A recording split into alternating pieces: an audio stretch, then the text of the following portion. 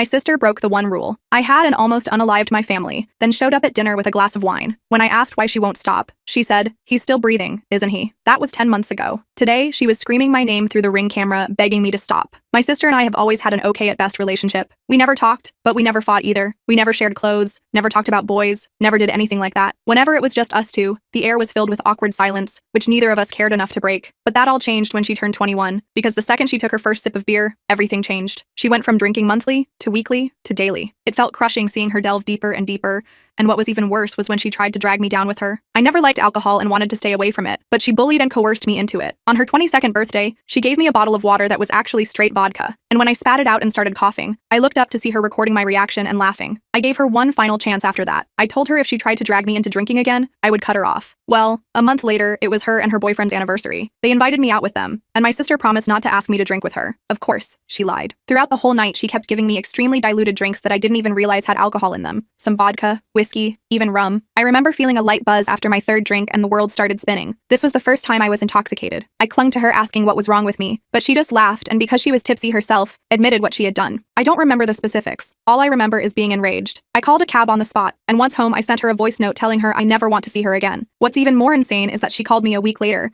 blaming me for ruining her party, because everyone looked at her like she was an eye-hole after finding out why I left. I didn't even respond, just hung up. Life went on without her. I soon met the love of my life. We got engaged, got married. My sister wasn't invited, never even attempted to reach out. But then, coincidentally, when I was pregnant, she sent me a message. She said she saw my Facebook post about having a baby with my husband on one of her friends' accounts, and seeing it made her realize nothing is more important than family. She apologized and begged for another chance. I was very reluctant, but eventually agreed. We met up for coffee at a little brunch spot, and even though she was nice and apologetic, she still had 3 glasses of wine, which let me know she was still drinking regularly. I asked about it, and she said alcohol was a part of her life she never wishes to give up, but she did promise that if let her back into my life, she'd never drag me into drinking again. I thought long and hard about it, and I agreed. I wasn't sure what to expect, but everything actually went fine. She respected my boundaries, never asked me to drink, and never got more than tipsy in front of me. But then last week she came over to my house, and that was when I realized resuming contact with her was the worst thing I could have done. This was the first time I'd let her come over after my baby's birth. I had warned her that she wasn't allowed to go near the baby if she drank, and she told me that was no problem. I still had a bad gut feeling about it, but the last year gave me good reason to trust her, so I pushed my worries away. But then she came over with 2 bottles of wine. We all had a pleasant chat, and even my husband had a glass. I, however, did not drink. My sister almost finished the 2 entire bottles herself and was quite hammered. Still, the evening was going okay, but then she asked to use the bathroom. I pointed her upstairs, and after waiting a few minutes, I went to check on her to make sure she wasn't getting sick. But when I went up, she wasn't in the bathroom.